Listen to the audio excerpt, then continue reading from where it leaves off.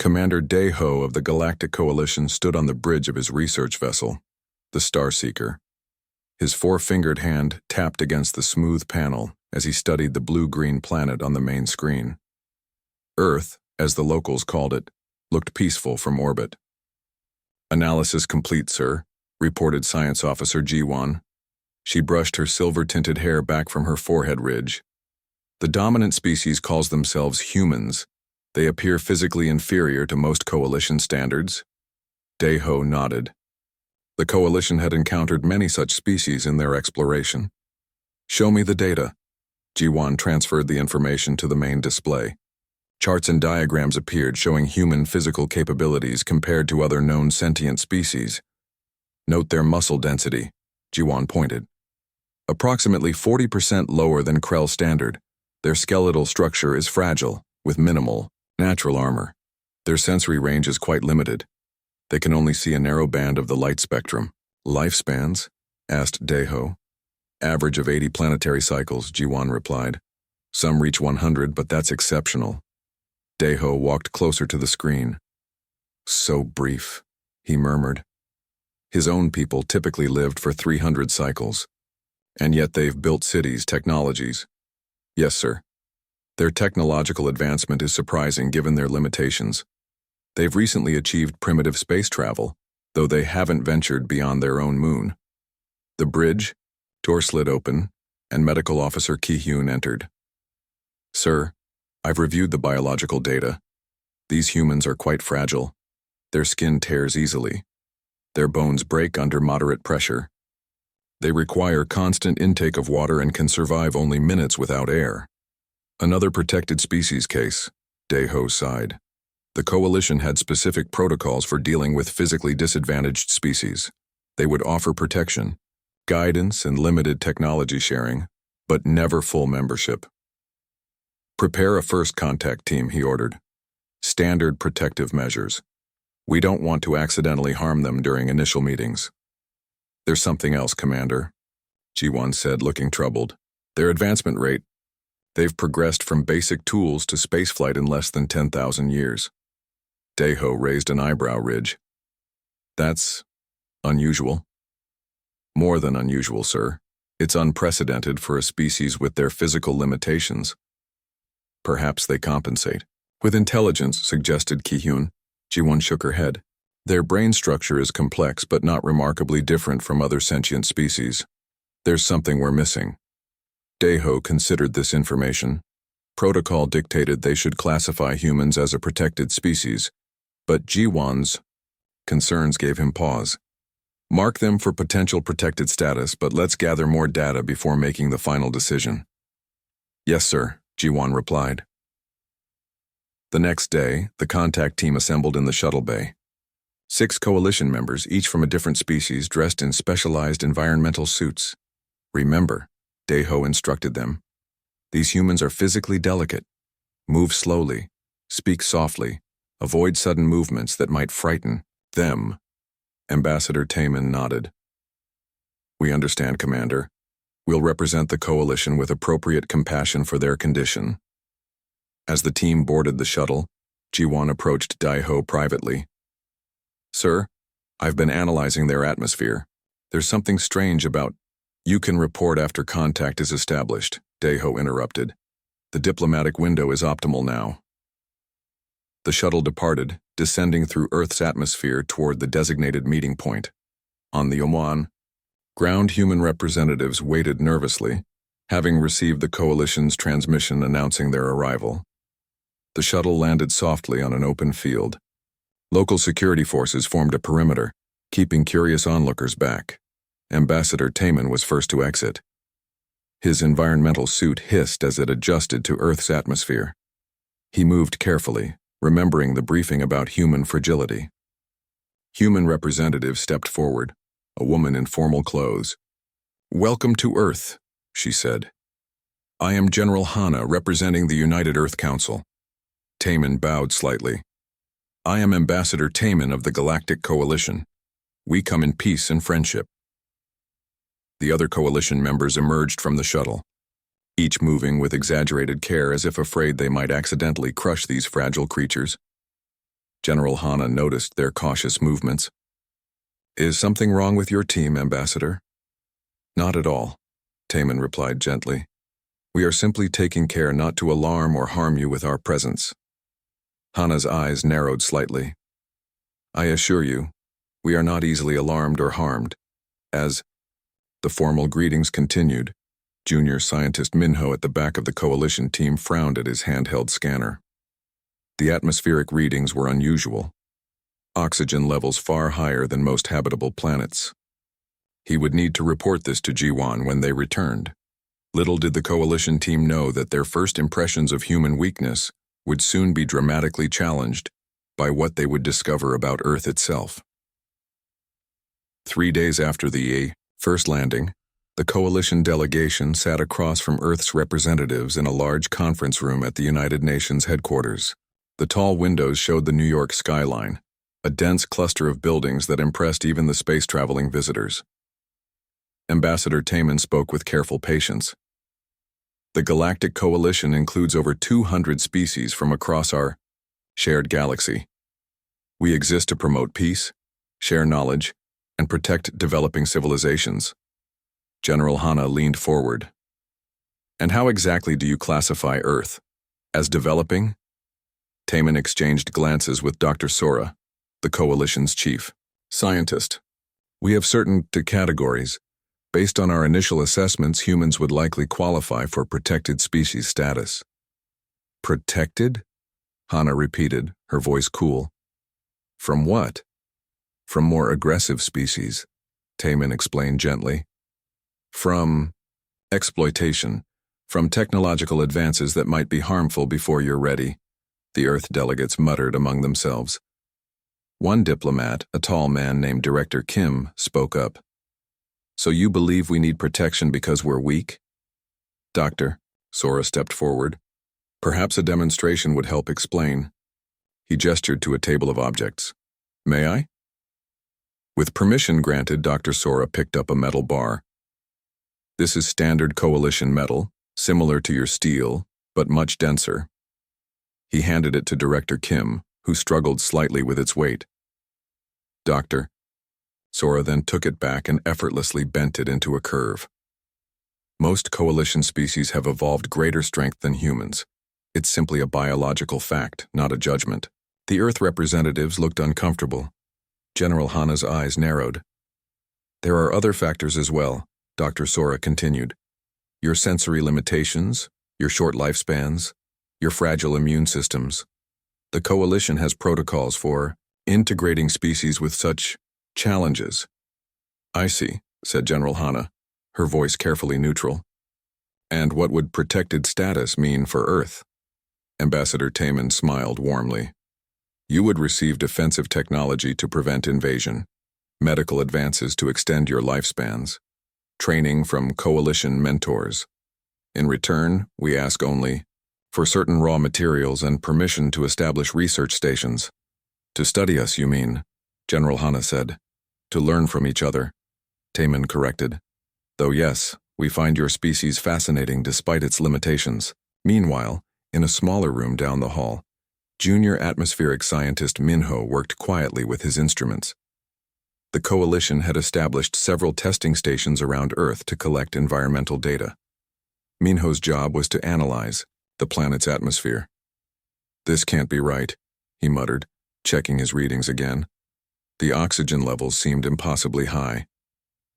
He double-checked his equipment calibration. His colleague Jiwon entered the room. How's the analysis going? Minho looked up, concerned. Something strange with these readings. Earth's atmosphere is 21% oxygen.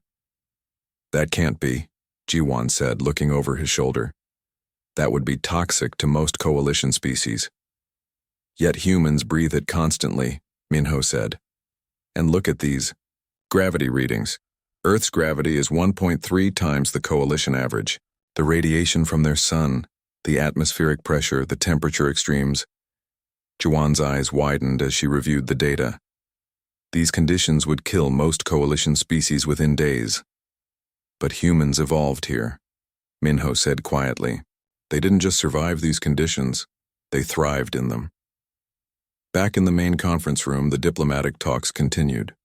Dr. Sora was showing comparative biology charts. Your muscle fibers tear easily, he explained. Your skin offers minimal protection against impact. Your bones break under pressures that most coalition species would barely notice. General Hana listened with growing frustration. Yet somehow, we've built civilizations, created art, developed technology, and even begun space exploration. Yes, and it's quite remarkable given your limitations, Ambassador Taman said kindly. Your species compensates well with intelligence and creativity. The door opened and Jiwon entered with Minho behind her. She whispered urgently to Dr. Sora, who frowned and checked the data pad she handed him. Excuse me, Dr. Sora said to the human delegates. He stepped away to confer with his team. As the coalition members huddled together, their expressions changed from confusion to shock. Director Kim leaned toward General Hana. What do you think they're discussing? I don't know, she replied. But I believe our position in these negotiations is about to change. Dr. Sora returned to the table, looking at the humans with new eyes. General Hana, we would like to request a tour of one of your military training facilities. May I ask why? Hana said.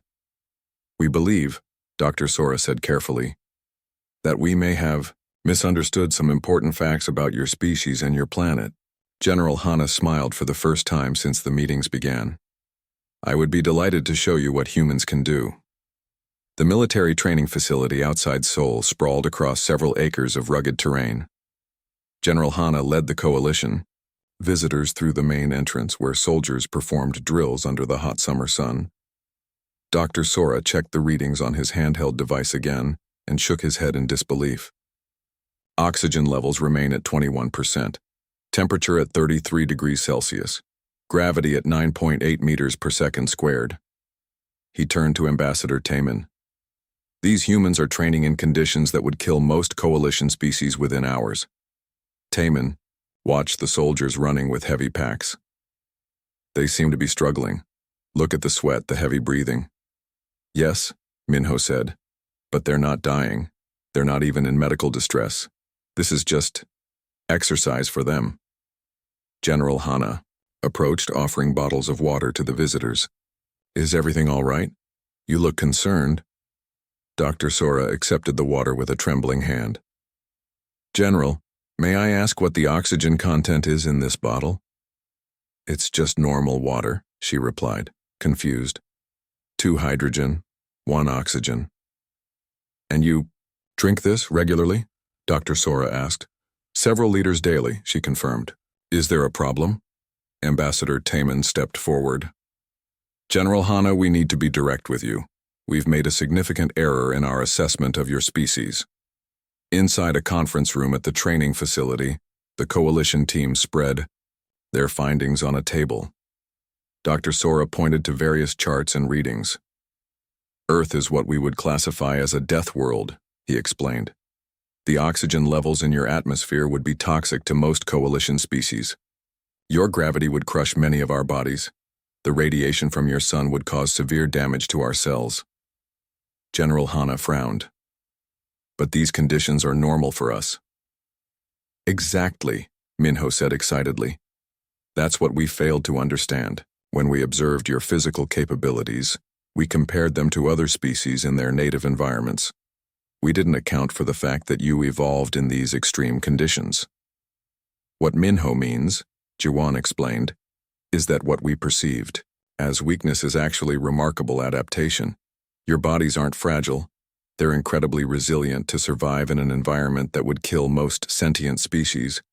General Hana crossed her arms. So we're not weak after all? On the contrary, Dr. Sora said. You may be among the toughest species we've encountered, simply by virtue of where you evolved. Ambassador Taman looked troubled. This changes our assessment completely. Protected status would be inappropriate. Let me show you something else, General Hana said. She led them to an indoor training arena where 2 soldiers were sparring. Their movements were quick, their strikes powerful.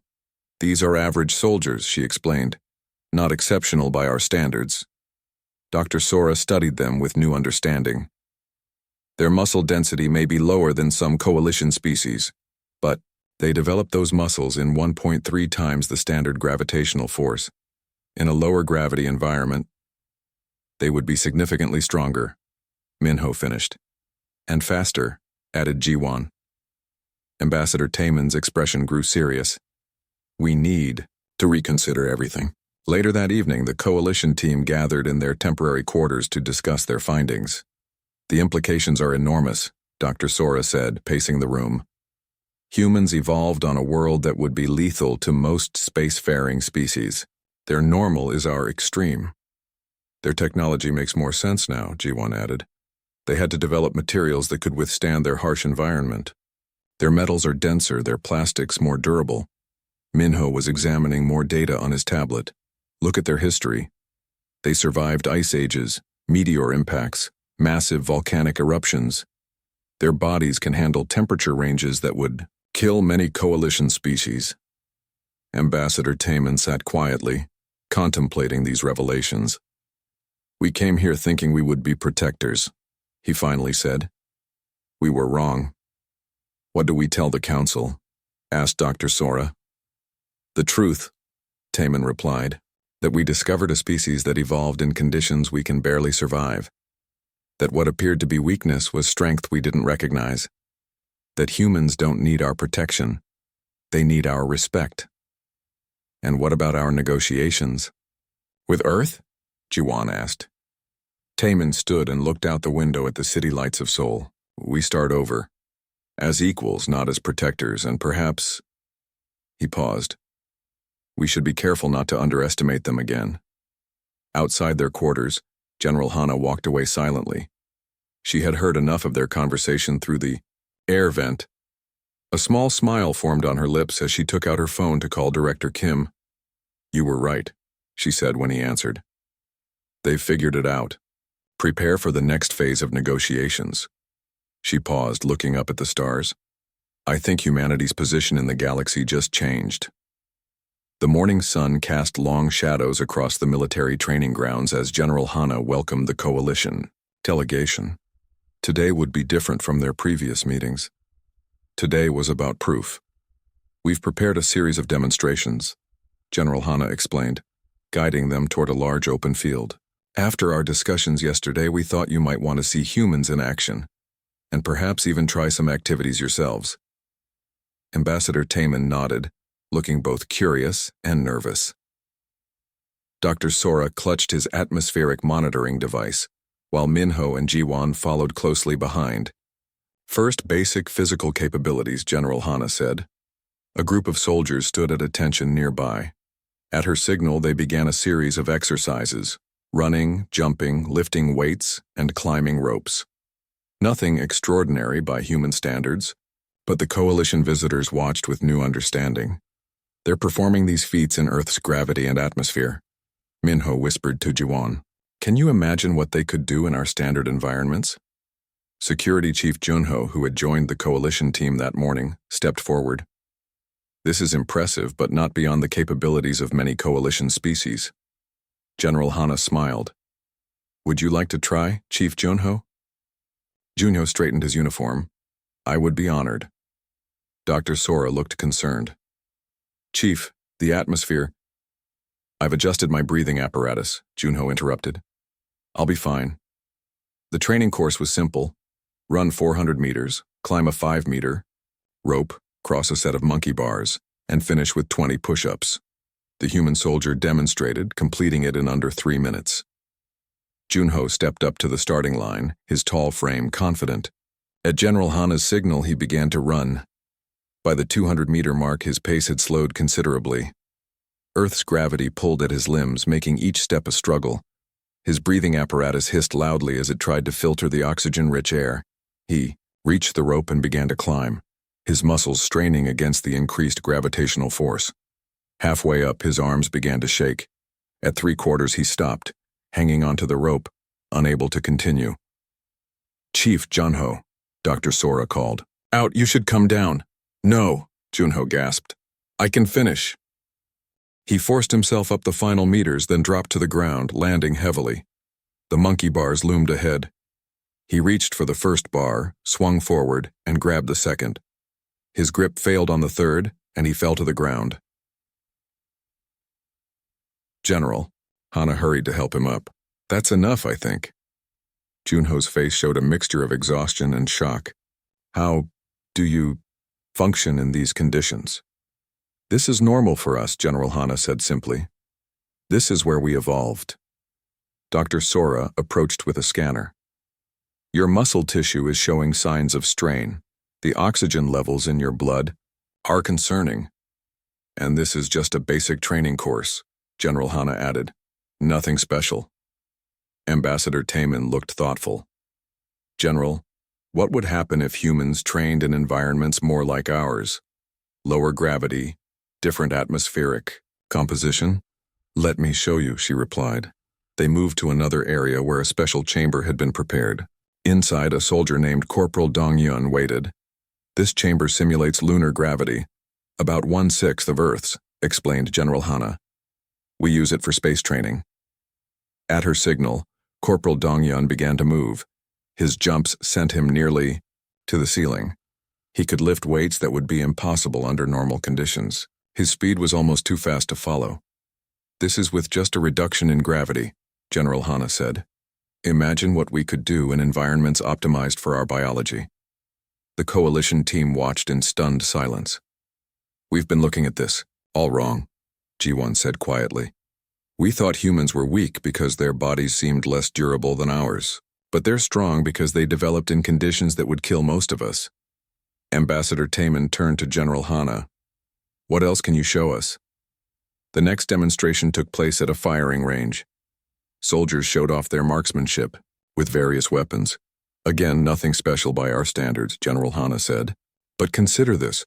We developed these skills in an environment with higher gravity affecting our aim, with oxygen levels that would be toxic to most species." Security Chief Junho, still recovering from his earlier exertion, watched the demonstration with newfound respect. "In coalition standard conditions, human soldiers would have advantages we never considered." "There's more," General Hana said. "Our endurance." She explained how humans could run for hours, how they evolved as persistence hunters who could chase prey until it collapsed from exhaustion. Most coalition species evolved as ambush predators or swift escape artists, Dr. Sora noted. Long-term endurance is rare. As the day's demonstrations concluded, Ambassador Taman stood with General Hana overlooking the training grounds. "I must apologize, General," he said quietly. "We came here believing we understood your species. We were wrong." "No apology needed," she replied. "Just a new beginning." "Yes," Taman agreed. "A new beginning, not as protectors and protected, but as equals. Perhaps even," he hesitated, "perhaps even as students." General Hana smiled. "I believe we have much to learn from each other, Ambassador." In the distance, Junho attempted the training course again, moving slowly but determined.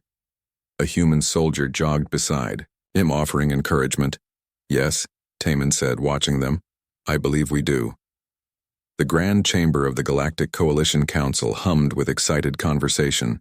Representatives from 200 species filled the circular room, their diverse forms creating a living mosaic of galactic life. At the center stood Ambassador Taman, ready to present his findings on humanity. Council leader Yuna raised her hand and silence fell across the chamber. "Ambassador Taman, you have called this special session to revise your assessment of the species from planet Earth. Please proceed." Taman stepped forward, flanked by Dr. Sora and the research team. General Hana and Director Kim stood nearby, the first humans to enter the Coalition's orbital headquarters. "Esteemed Council," Taman began, "I must report that our initial assessment of humans was fundamentally flawed. We classified them as physically inferior based on our standard metrics. We were wrong." Murmurs spread through the chamber. Taman activated a holographic display showing Earth. Humans evolved on what we must now classify as a crucible world, a planet with environmental conditions that would be lethal to most coalition species. The display showed Earth's atmospheric composition, gravity readings, radiation levels, and temperature extremes. 21% oxygen, gasped one council member. That would be toxic to my species within hours. The gravity alone would crush my skeletal structure, added another. Dr. Sora stepped forward. What we initially perceived as weakness is actually remarkable adaptation. Humans aren't fragile, they're incredibly resilient, having evolved in conditions that would kill most of us. Security Chief Junho joined them, still moving carefully after his experiences on Earth. I attempted their basic military training exercises, he admitted. I failed. What they consider routine would incapacitate most coalition security forces.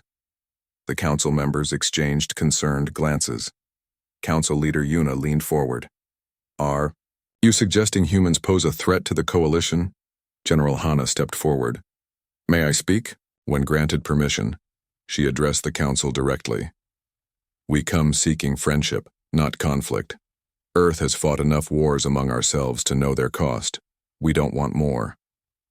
But your capabilities, one council member began, are simply the result of where we evolved. Director Kim finished. Just as your capabilities reflect your homeworlds. Taemin displayed new data. We've run simulations of human performance in standard coalition environments. The results are impressive. Their strength, speed, and endurance increase significantly in lower gravity. Their reflexes sharpen in our standard oxygen concentrations. So what are you proposing, Ambassador? Asked Council Leader Yuna. We propose reclassifying Earth as a crucible world and offering humanity full membership status in the coalition, not as a protected species but as equals. The chamber erupted in discussion. Some council members appeared concerned, others intrigued. Yuna called for order. This is unprecedented. No Crucible World species has ever joined the coalition. Before, no Crucible World species has achieved spaceflight before, Minho pointed out. Humans are unique. After hours of debate, the council called for a vote. The result was unanimous. Earth would be offered full membership. Later, at the reception, celebrating the historic decision, Council Leader Yuna approached General Hana. I'm curious, Yuna said, sipping a drink that had been carefully checked for human compatibility. How do your people feel about discovering you're from what we call a death world? Hana smiled. It explains a lot about our history. We've always been survivors, adapters. It's strange to think that what's normal for us would kill most species out here.